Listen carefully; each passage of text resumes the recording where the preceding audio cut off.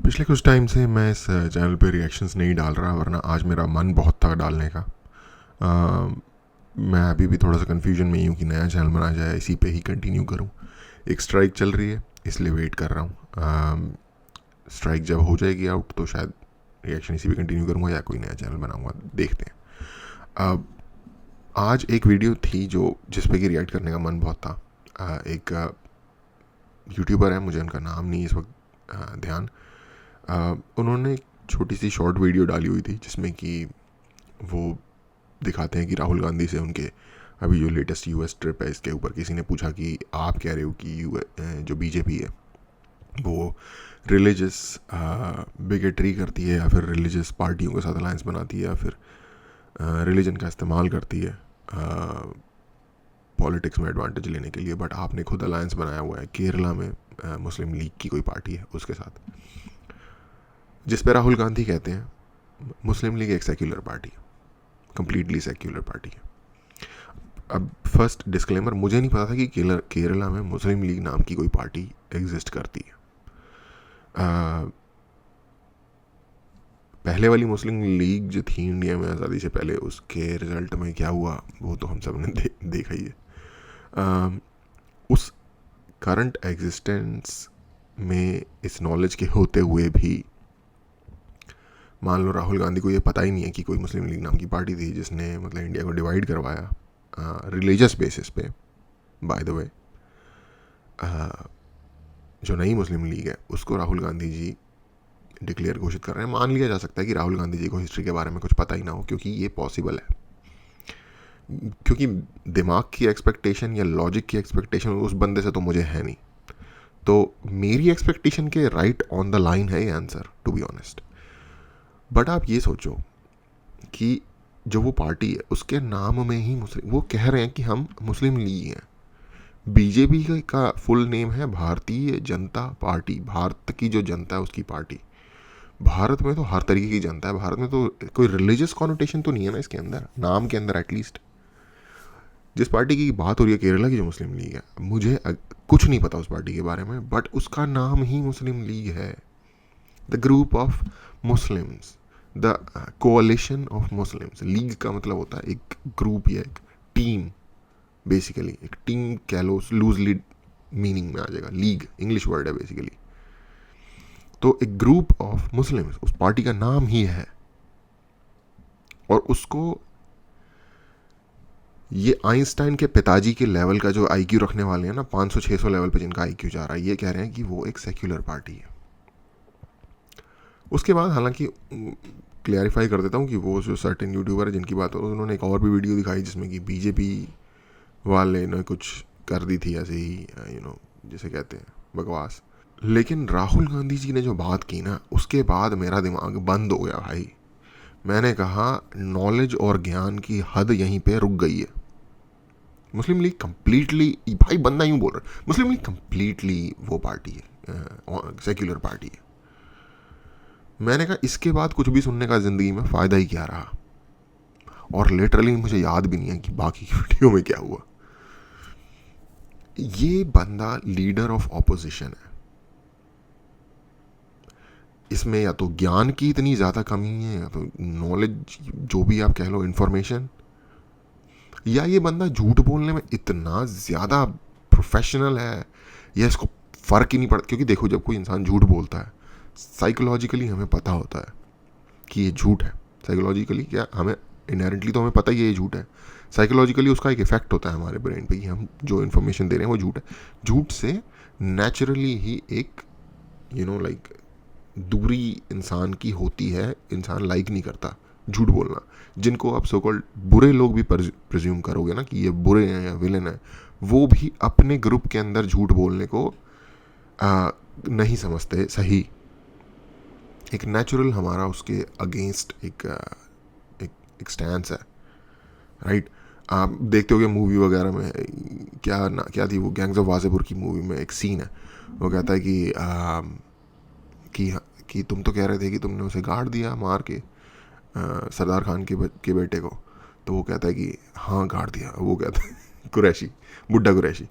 तो वो कहता है अच्छा कहाँ गाड़े थे। वो कहता है वो जो है ना वो कुआं उसके पीछे गाड़े थे, कहता है एक काम करो, जाके उसको निकालो और जो उसकी अस्थि है उसको लेकर आओ। क्या है कि उसकी आत्मा भटक रही है। तो वो एक बेसिकली विलेन है उस मूवी में, जो भी वो चौधरी है, जो भी वो मोटा सा होता है, तिग्मांशु धूलिया ने जिसका कैरेक्टर प्ले किया है। और वो बंदा उसको दे थप्पड़ मारता है उसके बाद कि अबे अबे अब तो सच बोल दे, अब तो सच बोल दे, यूँ बोलता है उसको सीन के एंड में। और वो बड़ा ही आइकॉनिक और one of the favourite scene है बॉलीवुड में मेरा।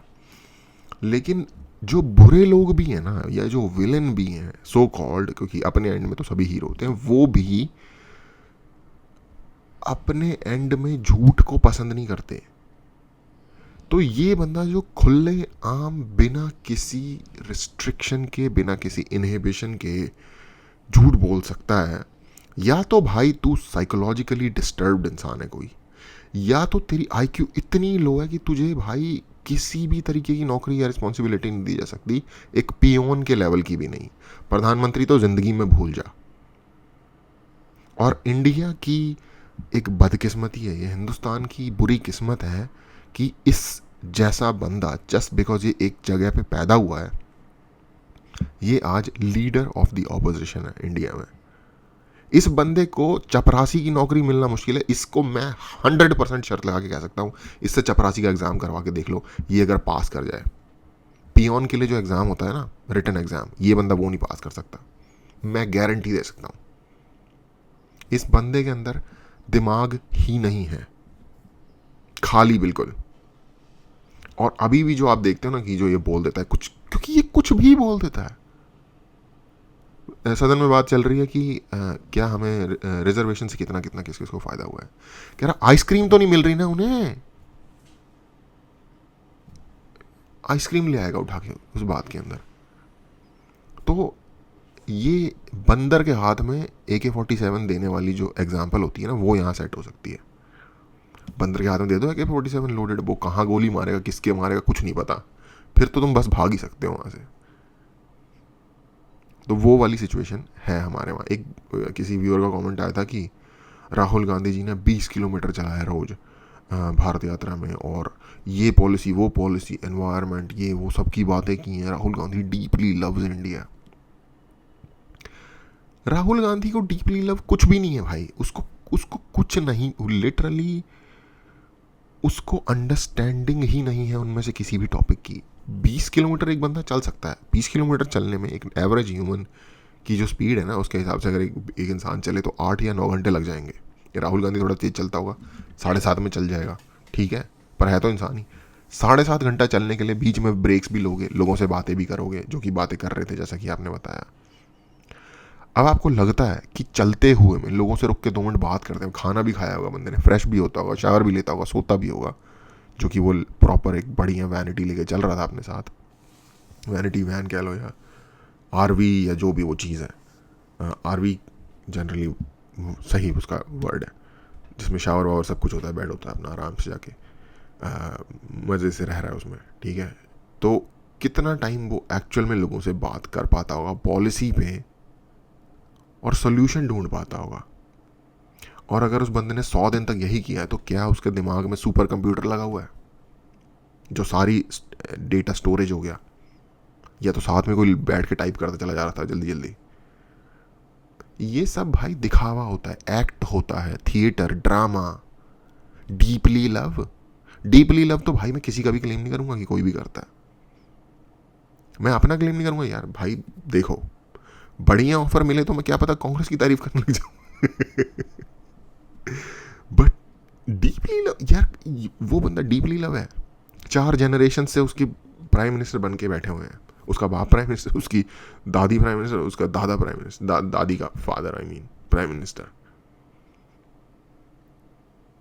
और वो फिर घूम रहा है, और वो ब्राह्मण है, और वो कह रहा है कि दलितों को हक नहीं मिलता और मुझे प्राइम मिनिस्टर बना दो। अबे पागल वागल है क्या भाई? तेरी सारी बातें ही एक दूसरे के साथ कॉन्ट्राडिक्ट हो रही हैं। अगर अपर कास्ट ने घेर रखा है पावर पोजीशंस को इंडिया में, तो तुम्हारी फैमिली तो उसमें नंबर 1 होनी चाहिए, क्योंकि तुम्हारी फैमिली तुम हर नेक्स्ट जनरेशन आके प्राइम मिनिस्टर बन जाती है। कंटिन्यूअसली तुम्हारी फैमिली से लास्ट 4 जनरेशन प्राइम मिनिस्टर हैं, और तुम बड़ी जात के हो और तुम कहते हो बड़ी जात वालों ने घेर रखा है, तो भाई तू किस मुंह से प्राइम मिनिस्टर बनने के लिए जनता के आगे कोशिश कर रहा है? 2 MP सीट किस मुंह से तूने ले रखी है? चलो एक पे हो जाएगा इलेक्शन, दो भाई अपनी MP सीट, किसी दलित को दो अपनी MP सीट भाई। कांग्रेस का वो कांग्रेस से हट जाओ, कुछ मत करो, सिर्फ पब्लिक स्पीकर बनो, और इनफैक्ट वो भी मत बनो क्योंकि वो भी एक पावर ऑफ पोजीशन है तुम्हारी खुद की। मेरी आइडियोलॉजी नहीं है ये। मेरी आइडियोलॉजी के हिसाब से तो अगर तू कॉम्पिटेंट होता तो बन जाए प्राइम मिनिस्टर, मुझे कोई दिक्कत नहीं है, पर तू कॉम्पिटेंट नहीं है। पर तुम्हारी खुद की आइडियोलॉजी के हिसाब से तुम्हें कहीं नजर नहीं आना चाहिए, ना नेता के तौर पे, ना MP के तौर पे, ना पब्लिक स्पीकर के तौर पे, क्योंकि ये सब पावर पोजिशन ऑफ पावर है और बड़ी जात वालों ने पोजिशन ऑफ पावर को घेर रखा है अकॉर्डिंग टू यू, एंड उनको वेकेट कर देना चाहिए अकॉर्डिंग टू यू। तो you start it with your own self. बेवकूफ बनाना बंद करो इस देश की जनता को।